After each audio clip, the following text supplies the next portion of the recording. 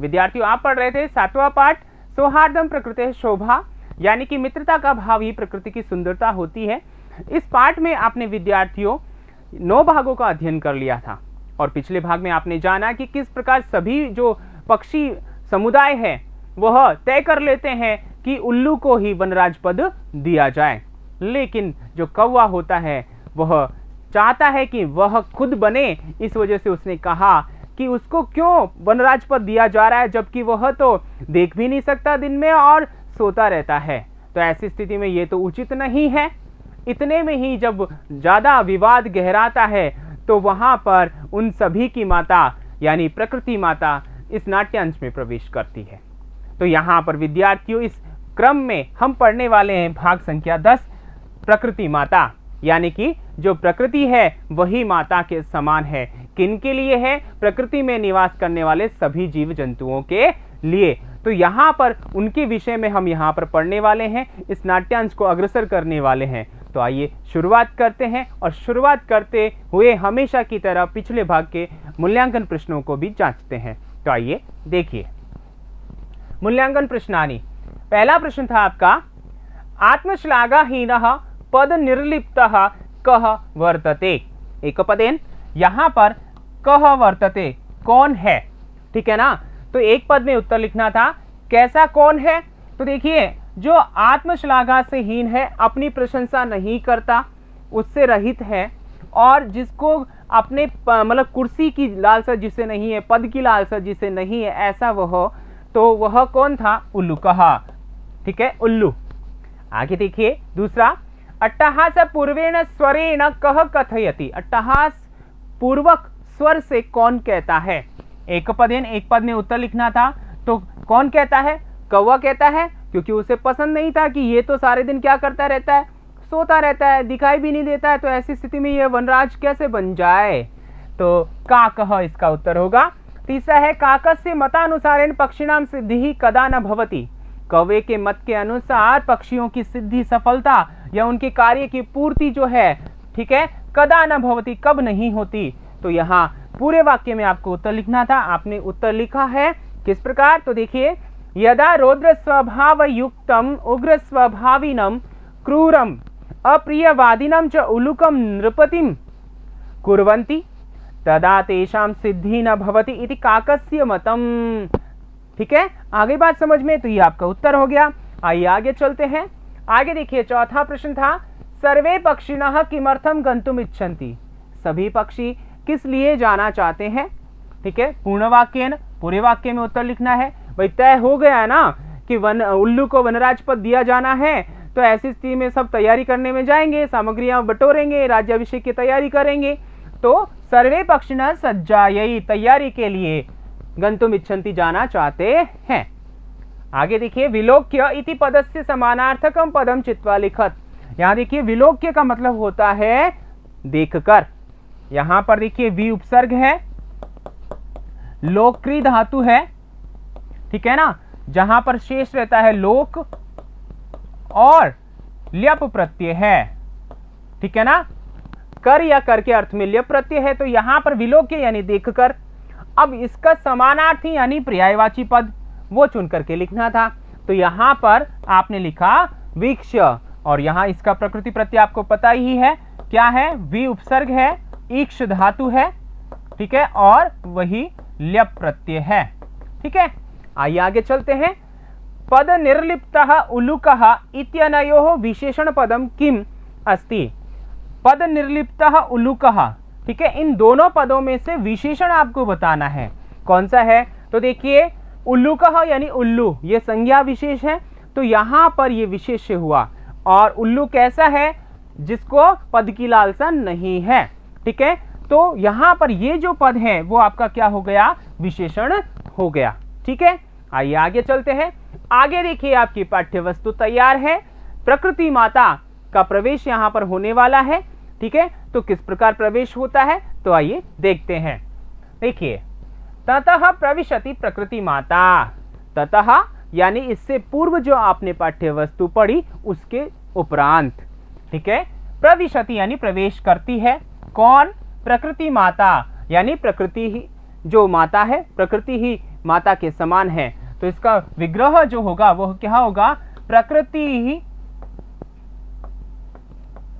एवं माता, यानी प्रकृति ही जो जिसकी माता है या प्रकृति ही माता है वह, ठीक है ना। तो यहां पर ये क्रि है, ध्यान रखिएगा, और यहां पर कर्मधारय समास है, ठीक है,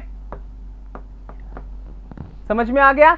तो यहां पर देखिए उसके बाद, इससे पहले जो आपने पढ़ा, ठीक है, कवि का जो मत था उसके बाद में प्रकृति जो है वह प्रवेश करती है, जो कि माता के स्वरूप में है।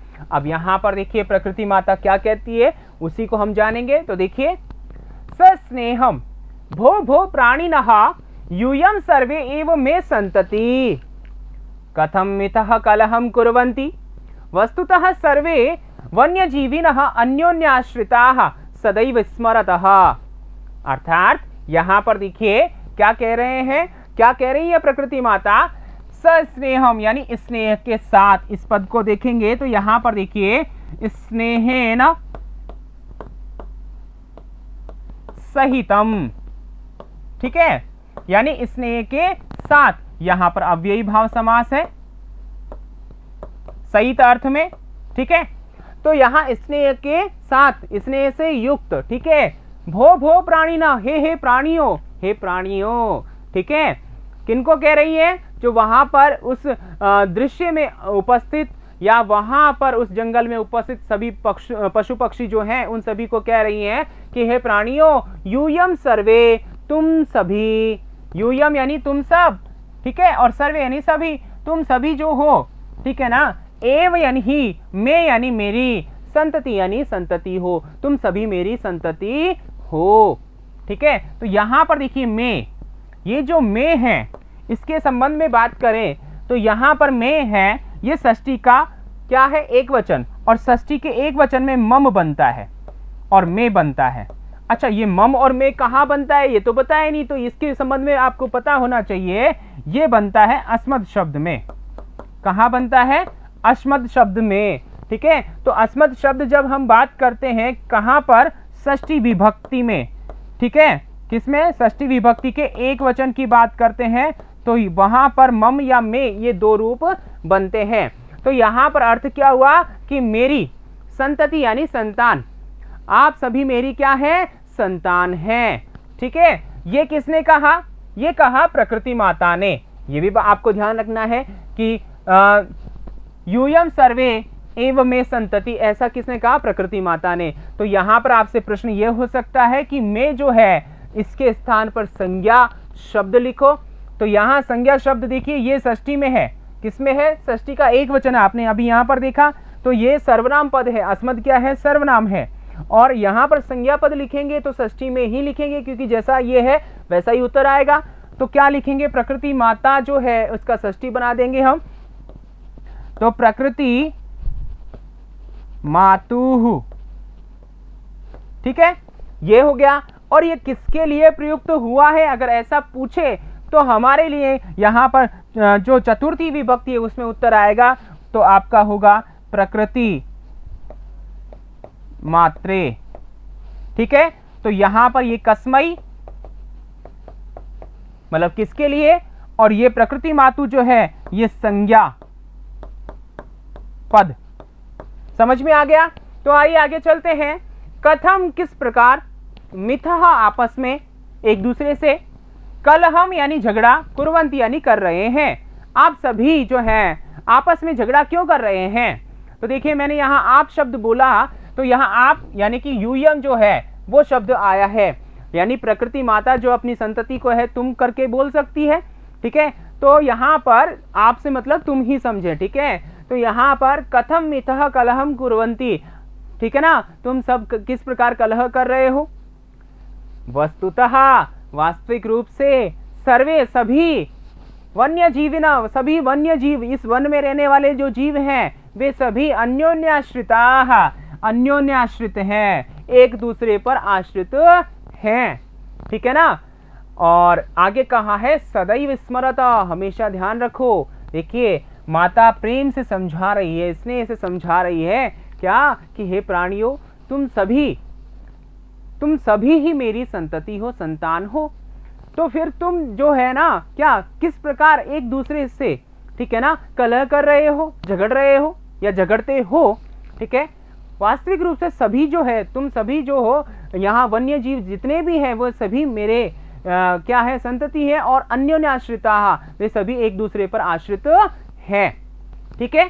आगे बात समझ में, और क्या कह रही है, संदेश दे रही है क्या, सदैव स्मरता, हमेशा ध्यान रखो। क्या ध्यान रखो, देखिए, ददाति प्रतिगृह्णाति गुह्यमाख्याति पृच्छति भुंक्ते भोजयते चैव षड्विधम प्रीति लक्षणम। अर्थात इसका अर्थ देखते हैं। देखिए यहां पर देखिए प्रकृति माता ने कहा है सभी वन्य जीवों को, क्या कहा है, ददाति, देता है, ठीक है। इस श्लोक में जो है कहा है कि षड्विधम प्रीति लक्षणम, यानी प्रीति के लक्षण है, स्नेह भाव के लक्षण है, और वो कितने हैं, षड, यानी कि 6 हैं। अब वो 6 कौन कौन से हैं, तो कह रहे हैं ददाति, देता है, ददाति यानी देता है। अब क्या देता है, तो देखिए कोई भी व्यक्ति है किसी दूसरे व्यक्ति को कुछ भी दे सकता है, तो जो वो देने की क्रिया है, ठीक है ना, जो दान करण है, वह उससे क्या होता है, स्नेह बढ़ता है, ठीक है। याचक जब मांगता है तो दाता उसे दे देता है, तो वो याचक प्रसन्न होता है और देने वाला देकर के प्रसन्न होता है। तो यहाँ स्नेह बढ़ता है कि नहीं बढ़ता। जब कभी फिर वापस आवश्यकता पड़ेगी याचक को, तो वो उसी के पास जाएगा जो देने वाला है, उसके पास नहीं जाएगा जो नहीं देता। आ रही है बात समझ में। तो स्नेह बढ़ता है, यहाँ पर अन्योन्याश्रित हो गए।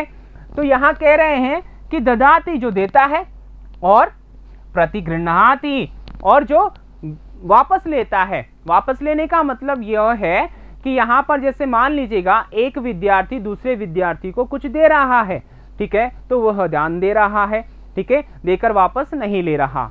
लेकिन अब यहाँ पर उसी विद्यार्थी को जिसने दिया कभी, तो आवश्यकता पड़ गई तो वो किसी और से ले रहा है, ठीक है। तो एक हाथ तो दे रहा है, एक हाथ ले रहा है, तो देना भी, दान करना भी और ग्रहण करना, ठीक है। या इसको आप यूं भी समझ सकते हैं कि यहाँ पर जैसे ये तो है दाता और ये है याचक, ठीक है ना, मांगने वाला। तो यहां पर ये कभी इसको देता है, ठीक है, तो यहां पर देने वाला जो है ददाति क्रिया के साथ आ जाएगा, याचक जो है प्रतिगृह्णाति, यहां पर ऐसा समझें आप, ठीक है। तो यहां 2 क्रिया हो गई, ददाति यानी कि देना, प्रतिगृह्णाति यानी कि क्या करना, लेना। गुह्यम आख्याति, और गुह्यम, गुह्यम देखिए यहां पर इसका मतलब होता है रहस्यम। रहस्यम, रहस्यम का मतलब राज, ठीक है ना।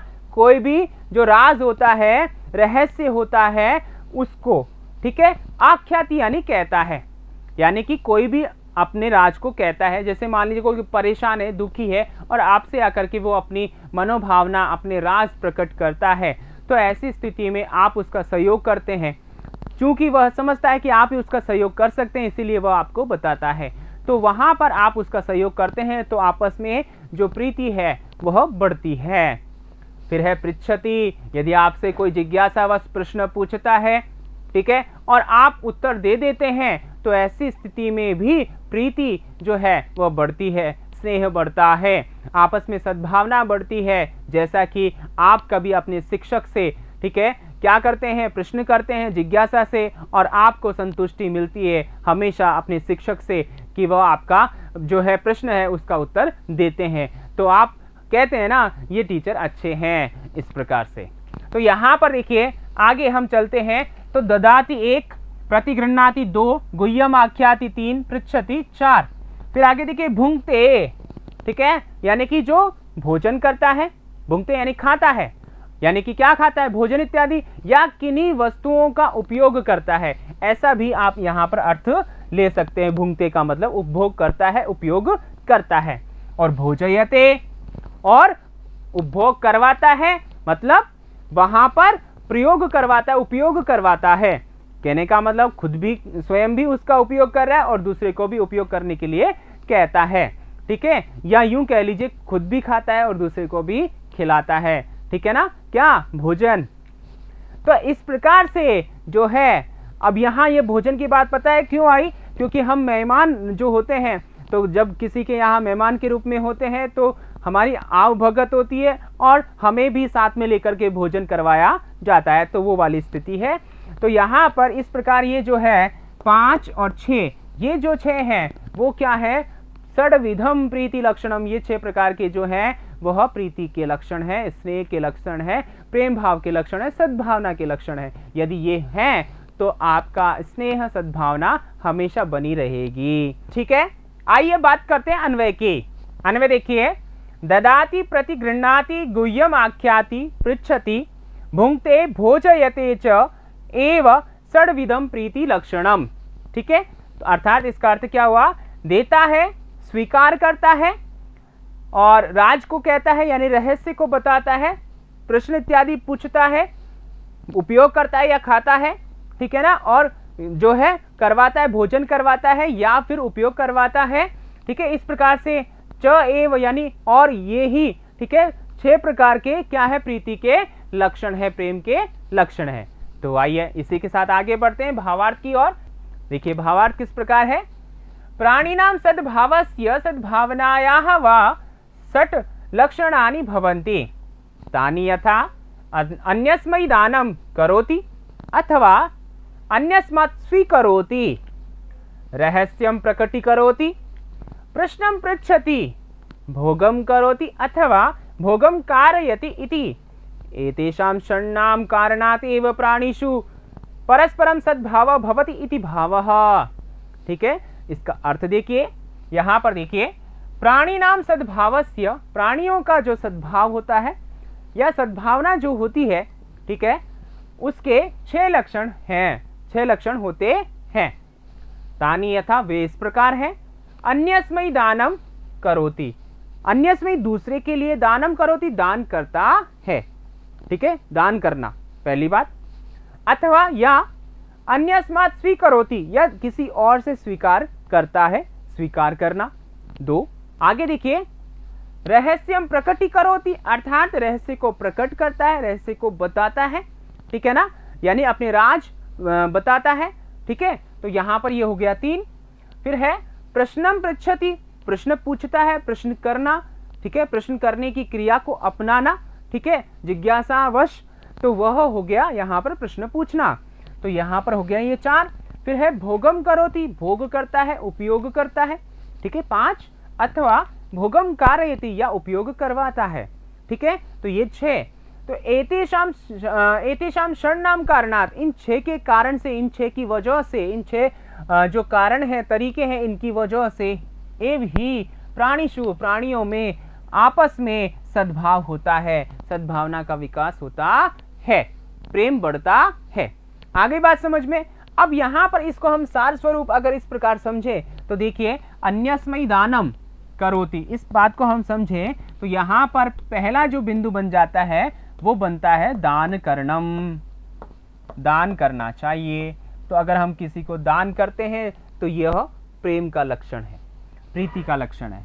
दूसरे की बात करें तो हमने देखा अथवा अन्यस्मात् स्वीकरोति, यानी कि स्वीकरणम, स्वीकार करना। ठीक है, अब क्या स्वीकार करना? कोई दे रहा है उसको स्वीकार करना, और क्या देना? कोई भी वस्तु दान करना। समझ में आ गया। फिर है आगे तीसरे नंबर पे रहस्यम प्रकटीकरोति, तो यहाँ है प्रकटीकरणम, प्रकटीकरणम। ठीक है, फिर आगे देखिए प्रश्नम पृच्छति, ठीक है ना, प्रश्नीकरणम। ठीक है, प्रश्न करणम या प्रश्नीकरणम। ठीक है, आगे बात समझ में। फिर आगे है भोगम करोति, तो यहां पर है उपयोग करणम, उपयोग करणम। फिर आगे है भोगम कारयति 6 नंबर पे, तो उपयोग कारणम, करवाना। ठीक है, समझ में आ गया। तो यहां पर इस प्रकार से जो है ये हमारा क्या बन गया है, ये सार बन गया है इसका। ठीक है, तो ये प्रकृति माता कह रही है अपने संतति को, अपने बच्चों से। और बच्चे कौन हैं? जंगल में स्थित सभी वन्य जीव। आगे बात समझ में आइए, इसी के साथ आगे बढ़ते हैं। आगे देखिए, सर्वे प्राणिनः समवेत स्वरेण, सभी प्राणी समवेत स्वर से यानी एक साथ बोलते हैं। सर्वे प्राणी, सभी प्राणी समवेत स्वरेण यानी कि एक आवाज में, एक आवाज से, ठीक है। क्या बोलते हैं देखिए, मातः कथयति तु भवति सर्वथा सम्यक परम वयम भवतीं न जानीमः, भवत्या परिचयः कः।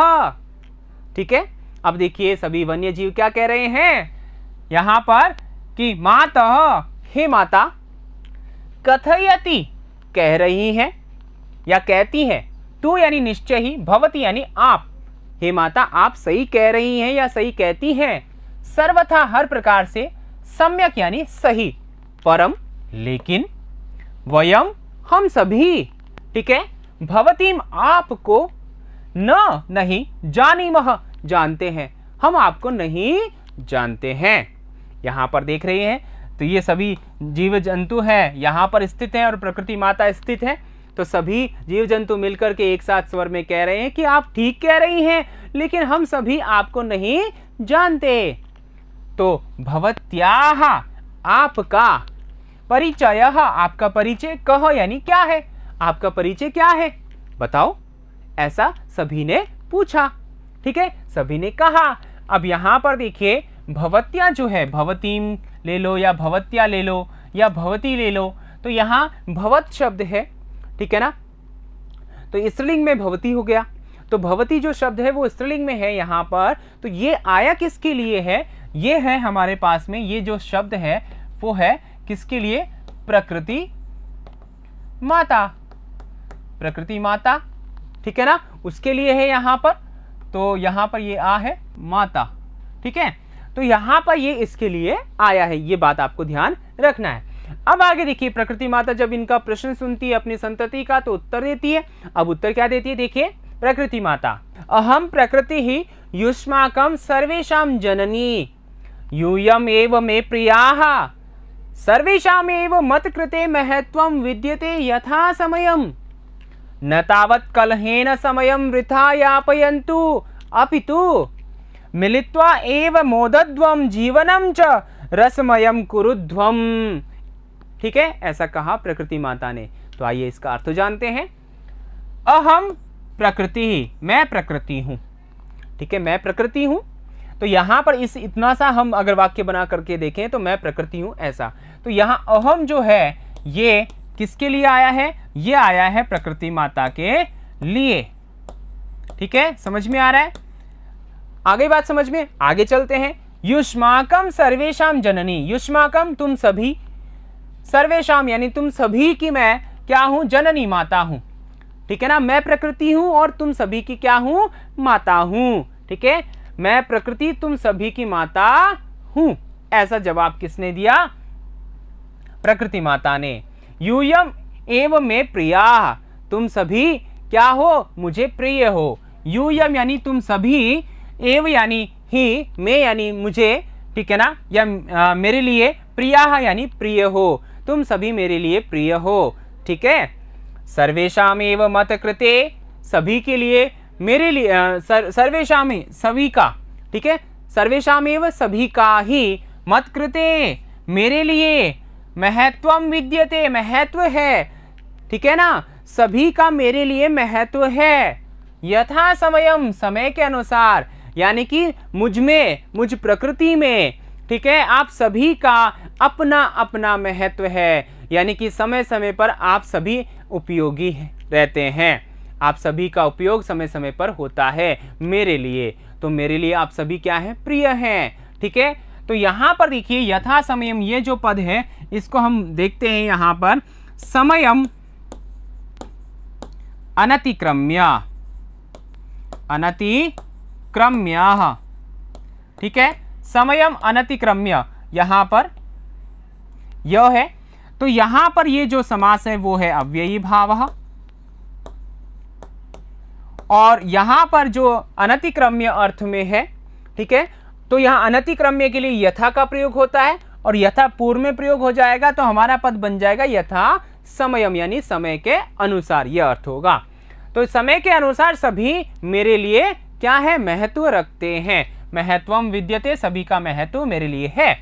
आगे देखिए, न तावत, न यानी नहीं, तावत यानी तब तक या तो, ठीक है, कलहेन समयम वृथा यापयन्तु, तो ऐसी स्थिति में कलहेन, कलह के साथ में, झगड़े के साथ में, समयम यानी समय को, वृथा यानी बेकार में ही, यापयन्तु बिता रहे हो, ठीक है ना, यानी कि कलह से इस समय को बेकार में ही मत बिताओ। यापयन्तु यानी बिताओ, तो यहां पर ये जो है प्रथम पुरुष का बहुवचन है और लोट लकार में आदेश दे रही है, क्योंकि माता है, आदेश दे सकती है, कह सकती है अपनी संतति को।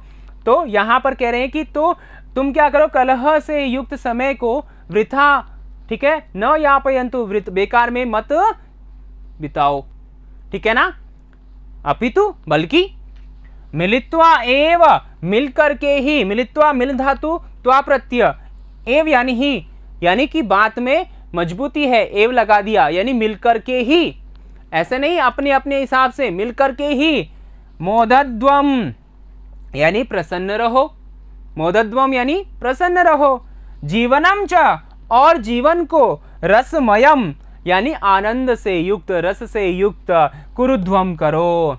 अर्थात यहां पर कहा प्रकृति ने कि मैं प्रकृति हूं, आप सभी की माता हूं, ठीक है ना, मैं प्रकृति आप सभी की माता हूं और तुम सभी में मुझे प्रिय हो, और सभी के सभी जो है, आप सभी वन्य जीव जो हैं वे, ठीक है, मेरे लिए महत्व रखते हैं, यथा समय यानी कि समय के अनुसार महत्व रखते हैं। तो फिर ऐसी स्थिति में आप क्या करो, अपने समय को बेकार में ही मत बिताओ, बल्कि क्या करो, प्रसन्न हो जाओ, अपने समय को प्रसन्नता से युक्त करो, ठीक है, और मिल करके ही प्रसन्न रहो, जीवन को रसमय करो। आ गई बात समझ में? ऐसा प्रकृति ने उत्तर दिया सभी पक्षियों के, सभी प्राणियों के पूछे जाने पर। आ गई बात समझ में? तो आइए आगे चलते हैं इसी के साथ में। यहां पर देखिए, ये यहां पर जो है प्रकृति माता अपना उत्तर दे करके अपना जो ये नाट्यांश है, ये भाग है, वो भी समाप्त कर देती है। आइए आगे चलते हैं शब्दार्थों पे। स स्नेहम, स प्रेमणा, स्नेह से युक्त। संतति ही, पुत्रादयः, संतान। मितः, परस्परम आपस में, अन्योन्याश्रिताः, परस्परम आश्रिताः, एक दूसरे पर आश्रित।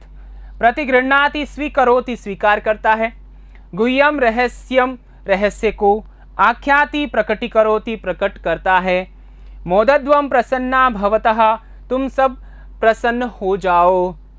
रसमयम, आनंदमयम, आनंद से युक्त।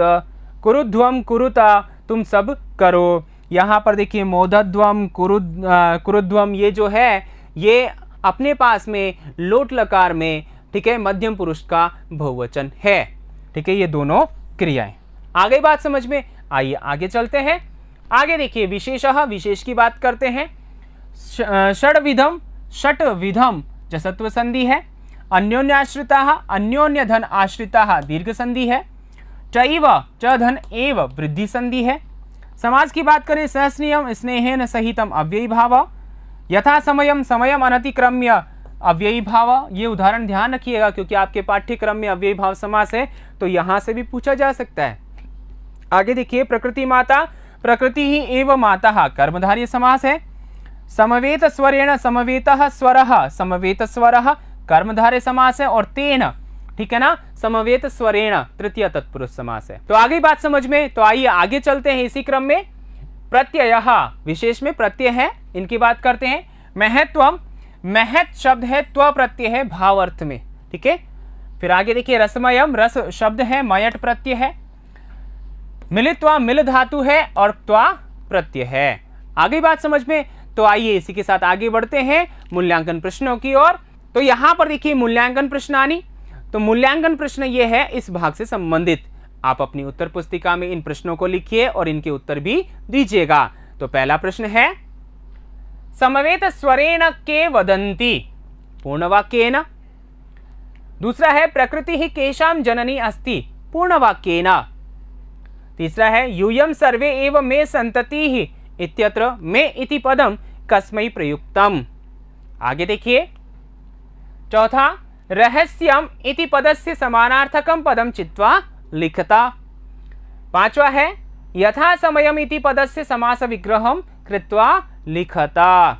आ गई बात समझ में? तो यहाँ पर प्रश्न भी लिख लिए होंगे आपने, और यहाँ पर प्रकृति ने जो संदेश दिया सभी जीव जंतुओं को, वन्य प्राणियों को, तो वह बहुत क्या है, हितकर है, ठीक है ना। और कहा कि हमें मिलकर के रहना चाहिए, सभी मिलकर के क्या करें, प्रसन्नता पूर्वक रहें, अपने जीवन को प्रसन्नमय रसमय बनाए, ऐसा सभी प्राणियों को उन्होंने कहा। किसने कहा? प्रकृति माता ने। तो इसी के साथ मैं लेता हूं विदा। आगे अपने अगले भाग में हम पढ़ेंगे कि किस प्रकार यहाँ पर यह नाट्यांश समाप्ति की ओर जाता है, प्रकृति हमें और क्या संदेश देती है, तो वही पढ़ेंगे अगले भाग में। मैं लेता हूं विदा। धन्यवाद।